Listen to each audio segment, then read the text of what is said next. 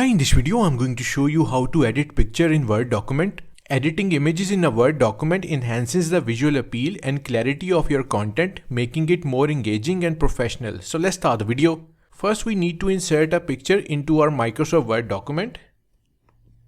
For this, click on the Insert tab in the Word ribbon and then click on Pictures.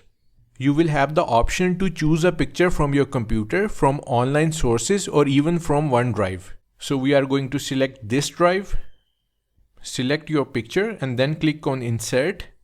Now that we have our picture inserted, click on the picture to reveal the Picture Format tab at the top. So this is the Picture Format tab. Here you can see various editing tools. First, to resize the picture, click and drag the handles at the corner of the picture. Hold the Shift key while dragging to maintain the picture's proportions. If you want to crop the picture, then click on Crop in Picture Format tab. You will see black crop handles around the picture. Adjust the crop handles to select the part of the picture you want to keep. And then press Enter to apply the crop.